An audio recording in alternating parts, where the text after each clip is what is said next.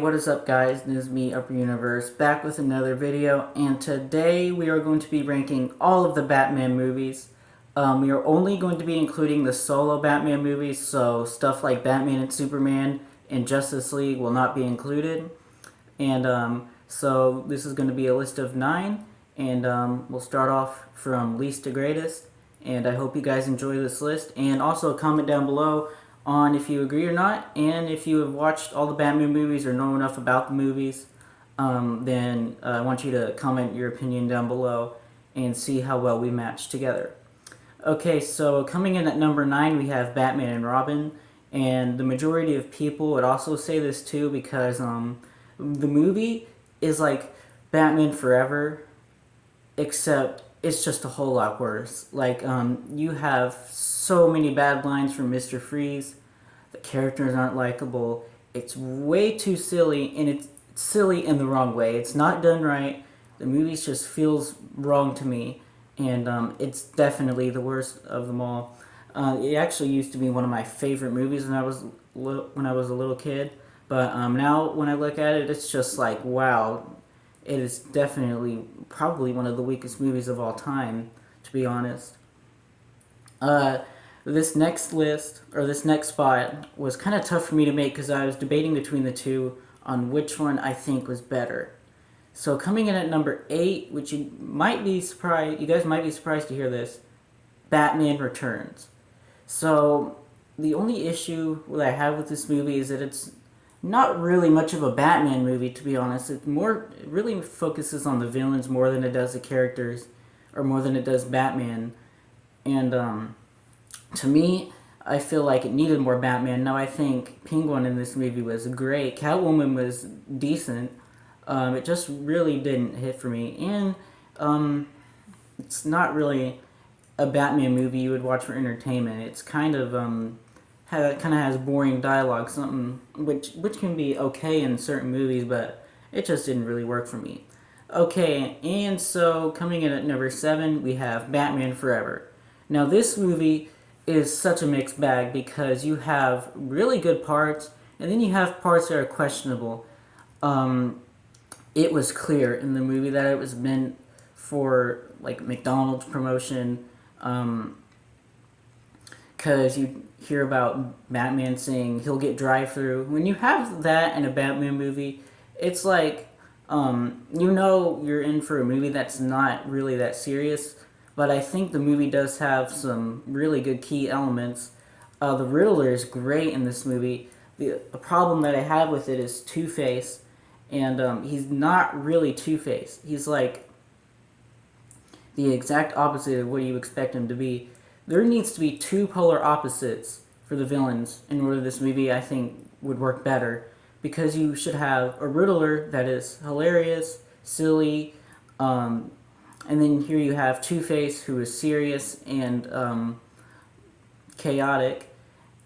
Instead, they just made them both silly, and so they were partners, and it just didn't really work for me. Another character that I also didn't like, I don't remember the name, but it was a woman. I'll have to look in the cast to look back and see who it was. But she just felt bland to me. It kind of seemed like a romance between Batman, and it wasn't really all that great. Okay, coming in at number 6 is Batman 1966.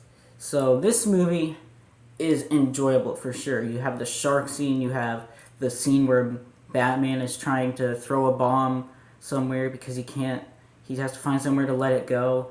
The only thing is, I haven't seen this movie in quite a while, so I can't recall every single detail, but I know that the movie is pretty good. Okay, coming in at number 5, we have The Dark Knight Rises. Now, Christopher Nolan's Batman trilogy is one of the greatest trilogies of all time. His worst is The Dark Knight Rises. This is another mixed bag movie, in my opinion, because you have so many good key elements in this movie. You have a lot of really good scenes. I like Bane. You also have a lot of logical issues that really puts the movie down. And that's why I see it as a mixed bag movie along with Batman Forever. Shoot.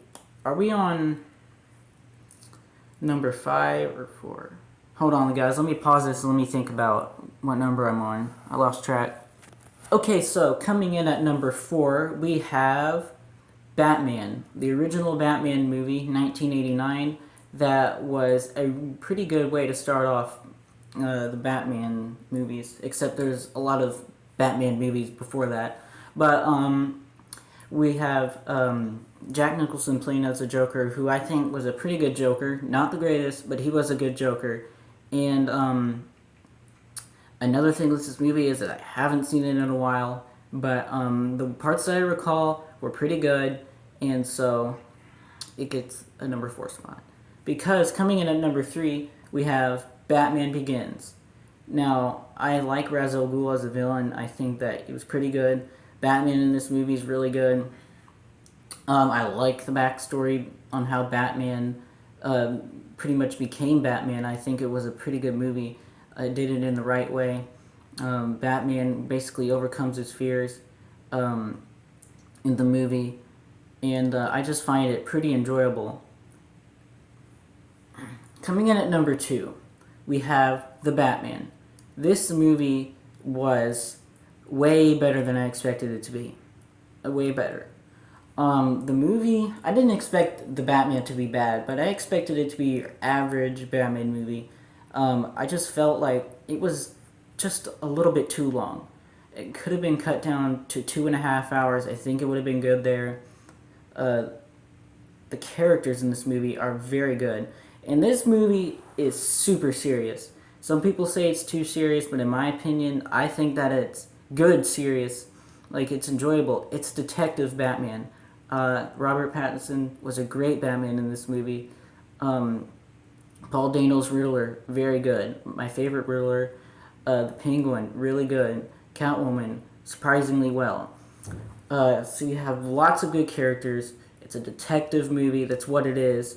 And it just shows the chaos in the city and how bad of a place it is to be in. And I'm looking forward to the next movies coming up after The Batman. And coming in at number 1, not surprisingly, we have The Dark Knight. This movie is one of the greatest movies of all time. It's not the best, it's not just the greatest Batman movie, it's one of the greatest movies.